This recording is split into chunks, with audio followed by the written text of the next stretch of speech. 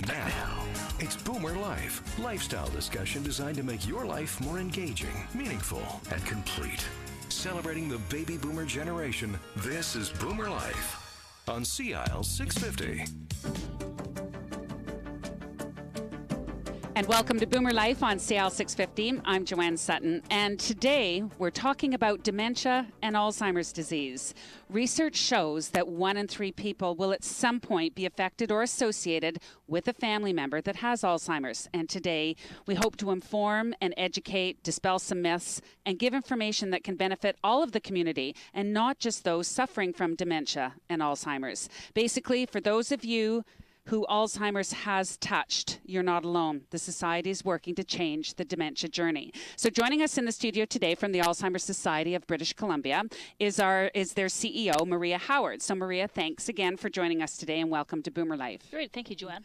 Now, today we're going to continue this conversation about changing the dementia journey and all of the people involved that will make that possible. But before we begin, as always, we want to remind our listeners that there is a lot of information about the Alzheimer's Society of BC, as well as a wealth of resources on their website. So if you want more information, you can check it out online, alzheimerbc.org. And I'm hoping, Maria, that you can actually guide us as we talk about some of the ways that people are working to make change on a number of different levels, whether it be nationally, provincially, locally, making all this effort to help improve the quality of life for people affected by dementia. So first, let's just start off, if you can remind us about the role that you play with the Alzheimer's Society of BC. Certainly. The Alzheimer's Society of BC has been around since the early 1980s, and it started off with a few volunteers who came together who really became dedicated to making a difference for people who live in British Columbia who are touched by Alzheimer's. And that is individuals who have been diagnosed, people who have family members, people who are caregivers. And the Society today has 20 offices across the province, and we reach out to people who have been touched by the disease and offer programs and support through education, information, to really help people better understand what is happening in their personal lives by being touched by the disease, and also that the fact that although it is a very devastating news to hear, it does not mean that life is over from the point of view of being involved in community and having quality of life and still being involved in your own planning of your health issues and how you still want to have quality of life. So the Society offers First Link, which is a program that reaches out through the community to help people become connected to the programs and services. But we also recognize that there needs to be a culture change, because there are so many myths and stigmas around Alzheimer's. And I think many people believe it is an old person's disease that happens when you get old. It's just inevitable. It's going to happen to all of us, and so why pay attention? And it comes with ideas that it's, poor memory, violent behavior.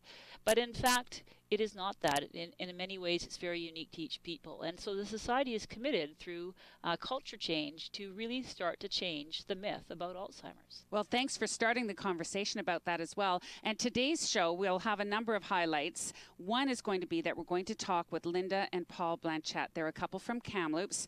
They're going to share a little bit about their experience with the disease and their recent experience talking to provincial MLAs as advocates for the Alzheimer's Society of BC.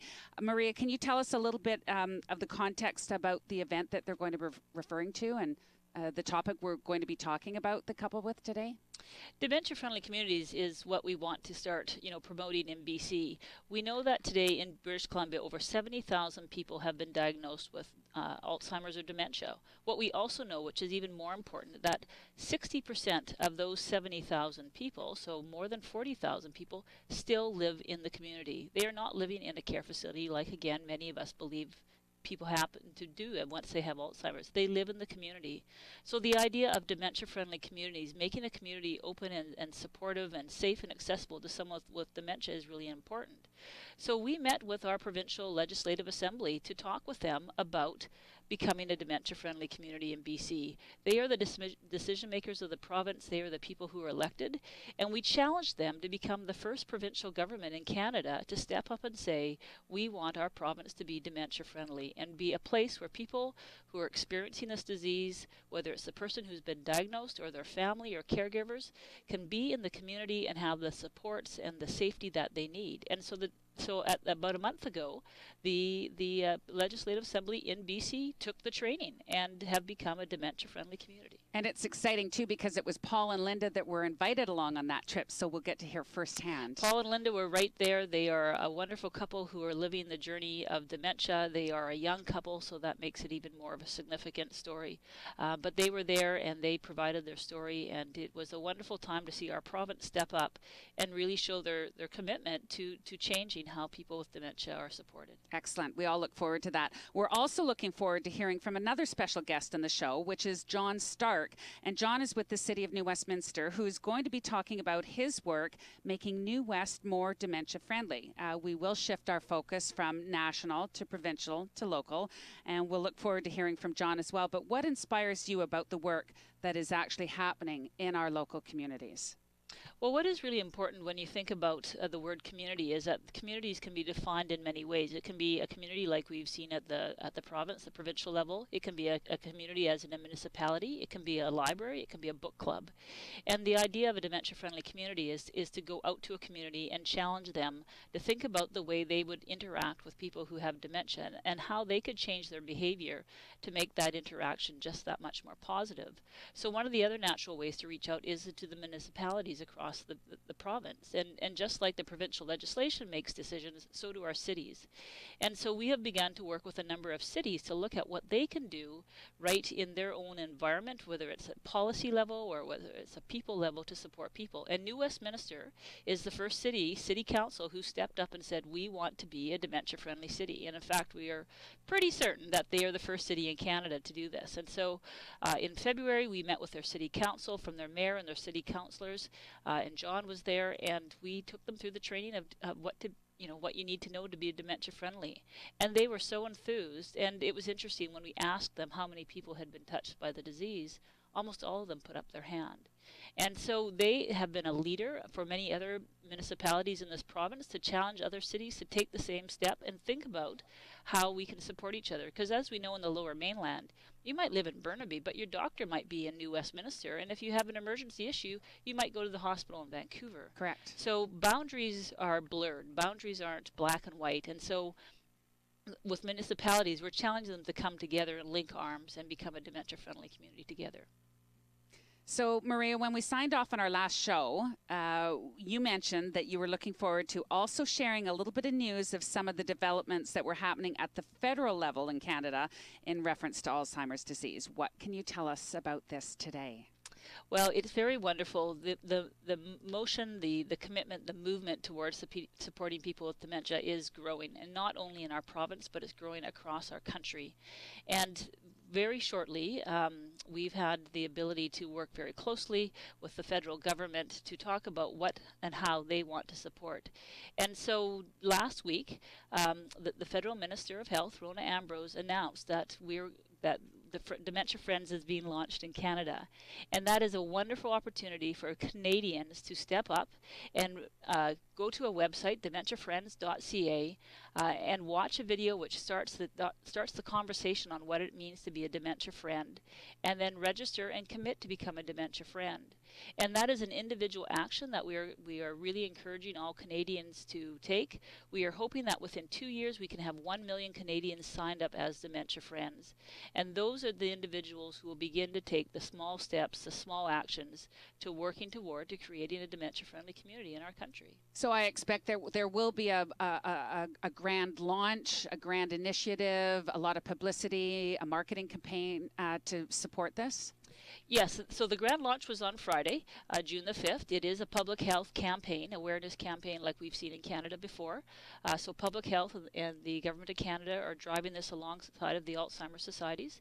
And it is going to be lots of media attention. There will be lots of awareness and communications throughout the next 2 years. But we will be encouraging people in many different ways in our own province to be going to the website, DementiaFriends.ca, and watch the video and register to become a dementia friend. So how do you take the national campaign and streamline it down so it's effective provincially or even on a community level here? Well, that's the wonderful thing about the campaign, because all Canadians who step up to become a dementia friend live in a community. They live in a local place. And so in asking them to take an action and make a difference, they will come to their community to do that. And that's when the Alzheimer's Society wants to support those people who become a dementia friend and support them to make those changes in their community, whether that's signing up for one of our many events, whether it's attending programs and services to become better educated, whether it's help connecting friends and families who are not yet comfortable to reach out for help. So there are a number of different ways to do that, but it really, again, shows that individuals have to make the commitment, but it's community where change happens. It really sounds like 2015 has been such an incredible year to take the whole message of Alzheimer's and dementia to a global level. You must be really proud of the work so far. We're so excited. It really is wonderful, and because it's an opportunity, again, to say to families who are struggling with the disease, there is help out there.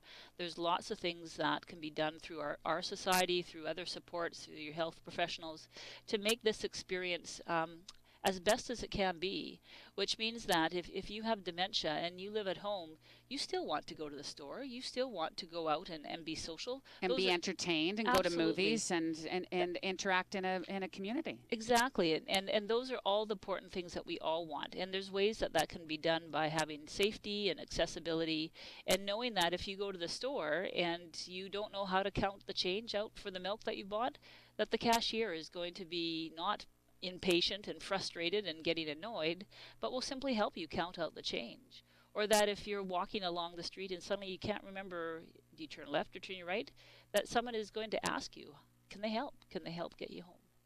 And if you as a neighbor, and you've used this example before, if you're on your way to work one morning and you see somebody sitting at a bus stop, and then you come back 3 or 4 hours later and they're still sitting at that bus stop, to take the initiative and ask if they're okay. Exactly. It could be somebody with Alzheimer's. It could be somebody unable to communicate, and it's your it's your responsibility as a member of that community to be able to help. It's being a good citizen, but it's also having a moment to think about, how can I interact with this individual who may have some limitations but still, still is a person. They're a person. We're all persons first, right? And it's just teaching a little basic knowledge about how to have that conversation. And that's the wonderful thing about the differences that the municipalities, the cities are looking at, and I know John will speak about that, but how can they, in their emergency services, in their bylaws, in their signage, how can those be tweaked, in a very simple way that again makes it easy for everyone, not only with dementia but all citizens. So another special part of today's show, we're going to meet a very special woman named Delia Vischer. Delia is a committed fundraiser for the Society. We're going to learn a little bit more about her own motivations for being involved with the Alzheimer's Society of BC and the upcoming event that she's going to be participating in to raise funds and raise awareness of Alzheimer's disease and other dementias. Now, Maria, why is the fundraising part, the fundraising commitment of somebody like Delia so important for the Society? It's really important for two ways. The fundraising does bring in the revenue. The Alzheimer's Society BC is a nonprofit charity, so 90% of our revenue comes from fundraising and donors and people's generosity. So that is very important to us, so that we can run the programs and services that we offer throughout the province and that we're committed to. It also raises awareness, and so we talk about when a person takes the step to become a dementia friend and wants to step into their community. One of the things they can do is participate in an event. They can invite others to participate with them. They can help raise money. They can help raise awareness. And just those little steps begins to make a big difference. So individuals like Delia are just leaders in terms of encouraging others to follow suit and get involved and make a difference.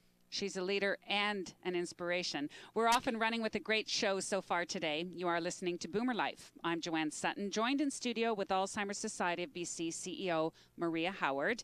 And you can get more information about the Alzheimer journey online at alzheimerbc.org. Now, coming up next, we get to meet and speak with an amazing couple to hear firsthand about their journey through dementia and what they're doing about it on a provincial level. That's next on Boomer Life on CL 650. Celebrating the baby boomer lifestyle. This is Boomer Life on CL 650.